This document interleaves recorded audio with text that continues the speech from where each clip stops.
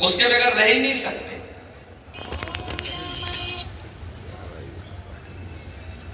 लोहिया के नाम पर राजनीति करेंगे, लेकिन लोहिया के एक भी आदर्श को अपने जीवन में अंगीकार नहीं करेंगे। और मैं आप सबसे कहना चाहूंगा, हमने प्रभु को अपना आदर्श माना है। कुछ भी प्रेरणा हम प्रभु के उन उच्च आदर्शों से ले सके तो हमारा जन्म और जीवन दोनों धन्य हो जाएगा।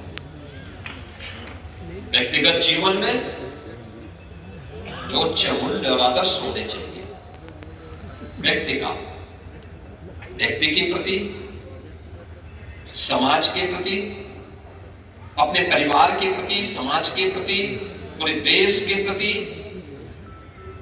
और किस प्रकार का होना चाहिए। याद करिए,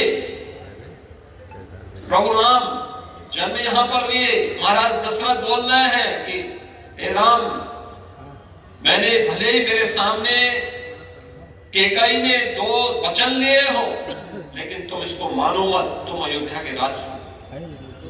में रह करके यहाँ की राजगद्दी पर अपना कब्जा करो, उसको स्थापित वहां पे स्थापित हो जाओ। उन्होंने कहा नहीं, मुझे अयोध्या की गद्दी मिल जाएगी। मैं भी जानता हूं मेरे भाई कुछ नहीं बोलेंगे, सब मेरे साथ खड़े होंगे, लेकिन लोगों के सामने क्या, आने वाली पीढ़ी के सामने कौन सा आदर्श होगा, ये उन्होंने उस समय कहा। आज जब गद्दी के लिए लड़ाई हो रही हो, 1-1 फीट की जमीन के लिए कतलेआम हो रहा हो, भाई भाई का दुश्मन बना हुआ हो, बाप और पुत्र के व्यवहार को जब देखते हैं, मां और पुत्र के व्यवहार को देखते हैं, भाई और बहन के आपसी विवाद को देखते हैं, रामायण के आदर्श कहां गए? सामाजिक स्थिति के बारे में, जातीय संगठन किस प्रकार की सामाजिक व्यवस्था को तार तार कर रहे हैं। भगवान राम और निषाद राज की मैत्री कहां गई? वो मैत्री कौन उसको जुड़ेगा? वे गले मिलते हैं निषाद राज के। यह हमारा सौभाग्य है कि श्रृंगवेरपुर में हमारी सरकार ने भगवान राम और निषाद राज की 19 स्मृतियों को जीवंत बनाने के लिए 56 फुट ऊंची एक बड़ी प्रतिमा को वहां स्थापित किया। चित्रकूट में उन्होंने वनवास का सर्वाधिक समय व्यतीत किया और चित्रकूट के सामाजिक जीवन को एक नई जीवंतता दी।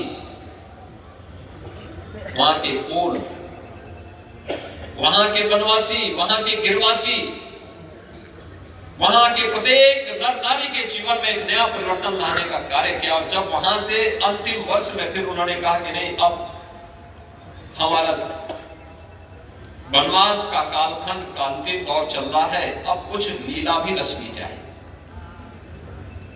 और फिर वह दंडकारण्य के लिए प्रवेश करते हुए आगे बढ़ते हैं, देखते हैं ऋषि मुनियों के साथ क्या कुछ हुआ है।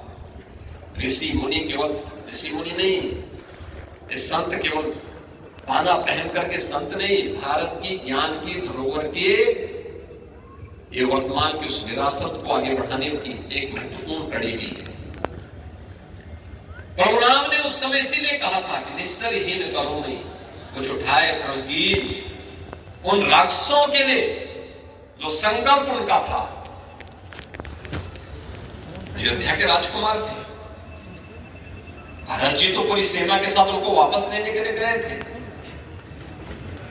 निषाद राज तो उन्हें गले लगा करके कह दिए थे कि आप मेरे राज्य में रहिए, राज्य आपका है, मैं आपका सेवक बन करके रहूंगा। लेकिन नहीं, पिता को दिए गए संकल्प को मुझे चरितार्थ करना है, लेकिन इस कालखंड को भ्रमण में व्यतीत नहीं करना है, बल्कि कुछ ठोस करके दिखाना है। आने वाली पीढ़ी के लिए कुछ आदर्श प्रस्तुत करने हैं। माता सबरी की बेर खाने हो, वनवासियों और गिरवासियों को जोड़ करके एक बड़ी सेना खड़ी करके उस समय के सबसे बड़े आतंक और राक्षसी प्रवृत्ति के प्रतीक रावण का अंत करना हो। रामेश्वरम में लिंग की स्थापना करनी हो या सेतु बंध के निर्माण का कार्य, ये सब आज भी हमारे सामने है। उत्तर से लेकर दक्षिण तक पूरे भारत को जोड़ने का जो कार्य उस कालखंड में भगवान राम ने किया था। समाज को जोड़ने का कार्य, सामाजिक संगठन के माध्यम से राष्ट्र की एकता और अखंडता। कृष्ण गंधा का राज जीतते हैं, लेकिन राज्याभिषेक सुग्रीव का करते हैं। लंका को जीतते हैं, राज्याभिषेक विभीषण का करते हैं। यह है राम का आदर्श। और इसीलिए आज जब हम सब यहां पर आए हैं, भगवान राम ये सब करने में इसलिए सफल रहे क्योंकि उन्होंने जोड़ा था, पूरे समाज को जोड़ा था, सबको जोड़ा था। ये जोड़ने के कार्य को अगर हमने महत्व दिया होता, सामाजिक विदेश को आगे बढ़ाने और समाज को तोड़ने की, समाज के दुश्मनों की रणनीति को सफल नहीं होने देते, ये देश कभी गुलाम नहीं होता। हमारे तीर्थ अपवित्र नहीं होते। चंद मुट्ठी भर आक्रांत आकर के भारत को पत्तलित करने का दुस्साहस नहीं कर पाते। भारत के वीर योद्धाओं ने रौंद डालते, लेकिन हमारी आपसी एकता में बाधा पैदा करने वाले लोग वे सफल रहे। और उन्हीं की जो जीन्स है वे आज भी हैं, जो जाति के नाम पर राजनीति करके सामाजिक ताने बाने को छिन्न भिन्न करने का प्रयास कर रहे हैं। दुश्मन बगल के देश में किस प्रकार का कृत्य कर रहे हैं, याद रखना। किसी को अगर गलतफहमी हो, 500 वर्ष पहले बाबर के एक सिपह सालार ने जो काम अयोध्या में किया था, जो काम संभल में किया था, और जो काम आज बांग्लादेश के अंदर हो रहा है, तीनों की प्रकृति, तीनों का डीएनए एक जैसा है। गलतफहमी में मत रहना।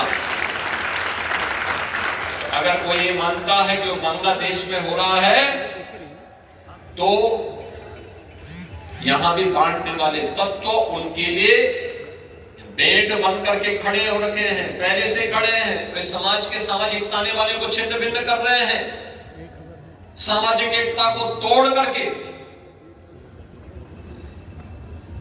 आपको बांट करके फिर काटने का और कटवाने का पूरा इंतजाम भी कर रहे हैं।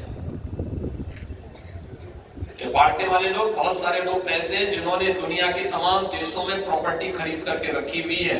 यहां संकट आएगा वहां भाग जाएंगे, मरने वाले मरते रहेंगे, यही करेंगे लोग। और इसीलिए आप सबसे मैं कहने के लिए आया हूं,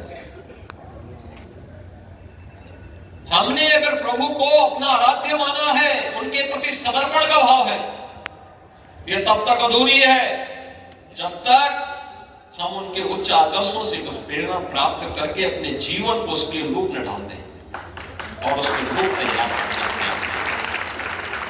उसके अनुरूप करना। रामायण का तो एक दृश्य अत्यंत प्रेरणादायी है, अत्यंत प्रेरणादायी है। याद रखना, देश का जो सब, भारत दुनिया का सबसे पहला महाकाव्य कोई आया है, वो महाकाव्य महर्षि वाल्मीकि का रामायण ही माना जाता है। लौकिक संस्कृत का इतना अच्छा महाकाव्य दुनिया के अंदर कहीं नहीं है, किसी के पास नहीं है। एक धरोहर है आपकी। प्रभु को भी स्थानीय बातें बहुत अच्छी लगती है। तुलसीदास जी ने रामचरितमानस भी अवधी भाषा में रची, कितना लोकप्रिय होगा, पूरे देश के अंदर छा गया। यानी ये धर्म के दोनों हेतु को, सांसारिक उत्कर्ष का भी और निश्रेयस की पथ का भी अनुसरण करने की एक नई प्रेरणा प्रदान कर देता। एक साथ ये दोनों हमारे पावन ग्रंथ हम सबको एक नई प्रेरणा प्रदान कर रहे हैं। और बहनों और भाइयों, उन्हीं भावों को आगे बढ़ाने के लिए याद करिए, जब प्रधानमंत्री मोदी जी यहां पर आए थे, उन स्मृतियों को हम जीवंत बना सके, उसी के लिए अयोध्या में यह कार्य प्रारंभ हुआ। पहले अयोध्या धाम को उसका पुरातन गौरव प्राप्त हो। हम लोगों ने 2017 में यहां पे रामायण मेले के आयोजन को आगे बढ़ाया। यहां पर 2017 में दीपोत्सव के कार्यक्रम को आगे बढ़ाया। दीपोत्सव के कार्यक्रम ने आज एक नई ऊंचाई छुई। आपने देखा होगा, गत वर्ष दीपोत्सव के कार्यक्रम में दुनिया के 54 देशों के राजदूत और दूतावास के अधिकारीगण यहां आए थे। उस कार्यक्रम में कितने अद्भुत थे। लगातार 8वें वर्ष में उसने एक नए कीर्तिमान के साथ आगे बढ़ाया। राम जी की पीढ़ी, अयोध्या की सड़कों का चौड़ीकरण, अयोध्या में जो यात्री विश्रामालय बने, अयोध्या के मठ और मंदिरों के सुंदरीकरण का कार्यक्रम, अयोध्या का सड़क मार्ग से, रेल मार्ग से और वायु मार्ग से जुड़ाव,